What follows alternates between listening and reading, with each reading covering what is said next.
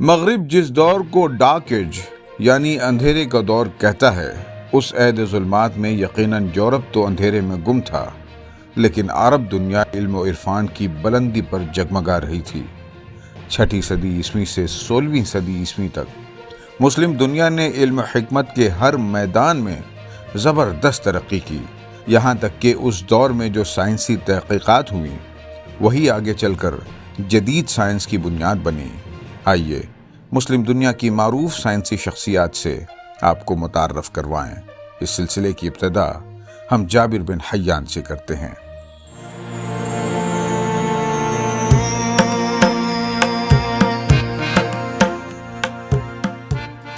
ابو موسیٰ جابر بن حیان کو تاریخ انسانی کا سب سے پہلا کیمیا داں تسلیم کیا جاتا ہے۔ آپ نے زمانے کے مزاج کے خلاف جاتے ہوئے سائنسی حقائق کو دینی عقائد کی طرح اختیار کیا اور ایسے وقت میں کیمیائی تجربات کیے جب علم کیمیا کو جادو کی ایک قسم سمجھا جاتا تھا۔ جابر بن حیان حقیقی معنوں میں ایک کثیر الجہات یعنی ملٹی ٹیلنٹڈ پرسنالٹی کا نام تھا، جنہوں نے طبیعیات، جغرافیہ، فلکیات اور نجوم جیسے موضوعات پر کیے گئے کاموں سے عالمگیر شہرت حاصل کی۔ جابر بن حیان کی پیدائش 721 عیسوی میں ایران کے شہر طوس میں ہوئی۔ پیدائش کے وقت ان کے والد احمد حیان جلاوطنی کی زندگی گزار رہے تھے اور بعض حوالوں کے مطابق حکومت وقت نے انہیں قتل کروا دیا تھا۔ مشکل حالات میں آپ کی پرورش کی ذمہ داری ماں کے کاندھوں پر تھی۔ جابر کے سن شعور تک پہنچنے کے بعد ماں نے انہیں طوس سے کوفہ بھیج دیا، جہاں ان کے رشتہ دار رہتے تھے۔ کوفہ کے مدرسے میں جابر بن حیان نے مذہب کے ساتھ ساتھ منطق، کیمیا اور حکمت کی بھی تعلیم حاصل کی۔ اس دور کی رائج یونانی تعلیمات نے جابر بن حیان پر گہرے اثرات مرتب کیے۔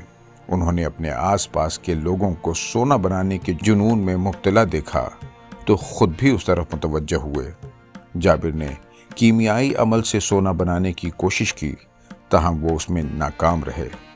اس کوشش میں انہیں علم کیمیا سے اس حد تک دلچسپی ہوئی کہ سستی دھاتوں سے سونا بنانے کا جنون شاید کہیں پیچھے چھوٹ گیا۔ اس دوران انہوں نے بے شمار کیمیائی حقائق دریافت کیے۔ کوفہ میں ان کی رہائش گاہ ایک تجربہ گاہ کی شکل اختیار کر چکی تھی اور وہ ہر وقت کسی نہ کسی فکر میں ڈوبے یا تجربے میں محو رہتے۔ جابر بن حیان نے اپنے علم کیمیا کی بنیاد اس نظریے پر رکھی کہ تمام دھاتوں کے اجزاء ترکیبی گندھک اور پارا ہیں۔ مختلف حالتوں اور مختلف تناسب میں ان دھاتوں کے اجزاء ترکیبی کو ملانے سے دیگر دھاتیں بنتی ہیں۔ ان کا خیال تھا کہ مختلف دھاتوں کو کیمیائی عمل سے سونے میں تبدیل کیا جا سکتا ہے۔ اس کے لیے انہوں نے قرامبیق نامی ایک آلہ ایجاد کیا، جس کے ایک حصے میں کیمیائی مادوں کو پکایا جاتا اور اس سے اٹھنے والے بخارات کو نالی کے ذریعے آلے کے دوسرے حصے میں پہنچا کر ٹھنڈا کر لیا جاتا۔ بخارات سے مائع کشید کرنے کے لیے آج بھی یہی طریقہ استعمال کیا جاتا ہے۔ جدید سائنس میں قرامبیق کو الیمبک کے نام سے جانا جاتا ہے۔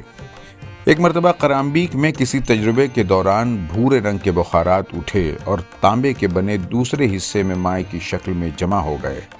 یہ مائع اس قدر تیز تھا کہ اس سے قرامبیق کا تانبے کا حصہ پگھل گیا۔ بعد میں جابر نے اس مائع کو چاندی کے پیالے میں جمع کرنا چاہا تو اس میں بھی سوراخ ہو گیا۔ اس حیرت انگیز مائع کو چمڑے کے تھیلے میں روکنے کی بھی کوشش ناکام ٹھہری، جس کے بعد جابر نے مائع کو انگلی سے چھونے کی کوشش کی تو ان کی انگلی جل گئی۔ جابر نے نتیجہ اخذ کیا کہ یہ مائع جلانے اور کاٹنے کی صلاحیت رکھتا ہے، چنانچہ انہوں نے اسے تیزاب کا نام دیا، جو کہ ایک اتفاقیہ ایجاد تھی۔ آج اس تیزاب کو نائٹرک ایسڈ کے نام سے جانا جاتا ہے، جسے صرف سونے یا شیشے کے برتن میں ہی محفوظ کیا جا سکتا ہے۔ اس کے بعد وہ مزید تجربات میں جٹ گئے اور ایک ایسا تیزاب بنانے میں کامیابی حاصل کی جس سے سونے کو پگھلانا ممکن ہو سکتا تھا۔ جابر بن حیان نے مادے یعنی میٹر کو عناصر اربعہ یعنی آگ، ہوا، مٹی اور پانی کے نظریے سے باہر نکالا۔ آپ وہ پہلے شخص تھے جنہوں نے مادے کی 3 حصوں یعنی نباتات، حیوانات اور معدنیات میں درجہ بندی کی۔ جابر بن حیان کے دیگر کارناموں میں عمل تصعید کی ایجاد بھی شامل ہے، جسے سبلیمیشن کہا جاتا ہے۔ اس سے دواؤں کو مزید مؤثر بنانا ممکن ہو سکا۔ اسی سلسلے میں جابر بن حیان نے دواؤں کے قلماؤں یعنی کرسٹلائزیشن کا طریقہ بھی استعمال کیا۔ آپ نے دھاتوں کو آگ پر رکھ کر ان کا کشتہ بنانے کی کامیاب کوشش کی، جسے آکسیڈیشن کہا جاتا ہے۔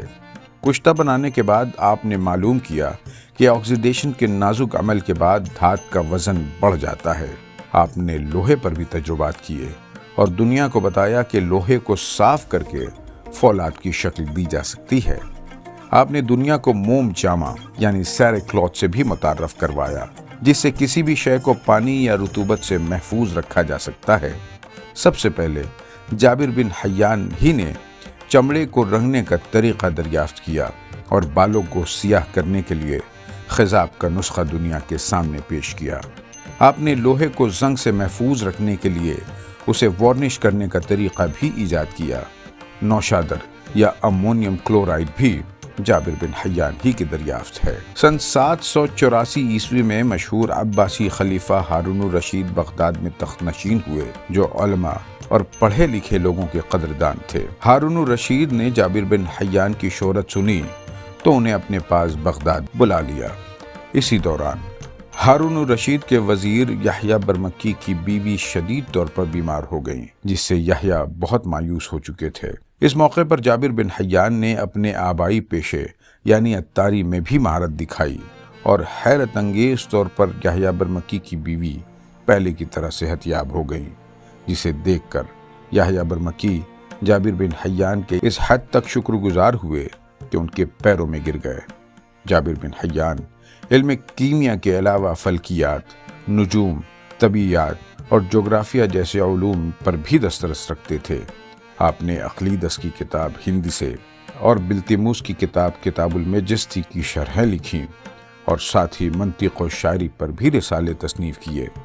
آپ نے علم کیمیا اور دیگر موضوعات پر 200 سے زائد کتابیں لکھیں، جن میں الکیمیا، الملک، کتاب التجمیع، زنبیق الشرقی، کتاب السبعین اور الموازین الصغیر نے عالمگیر شہرت حاصل کی۔ 12ویں صدی عیسوی میں جابر بن حیان کی کم و بیش 70 کتابوں کے لاطینی تراجم بھی کیے گئے۔ جابر بن حیان کی کتاب الکیمیا کا دنیا کی 10 زبانوں میں ترجمہ ہوا اور یہ کتاب آج بھی بہت مقبول ہے۔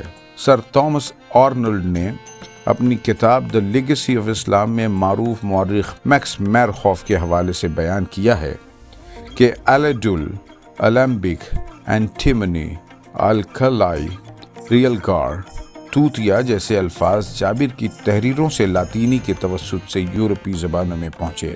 سر آرنولڈ نے اس بات کا اعتراف بھی کیا کہ یورپ میں جابر بن حیان کے گہرے اثرات کا جائزہ لینا ان کی کتاب کی حدوں سے باہر ہے۔ ان کے اثرات کا پتہ یورپ کی کیمیا دانی اور علم کیمسٹری کے تمام تاریخی ادوار میں لگایا جا سکتا ہے۔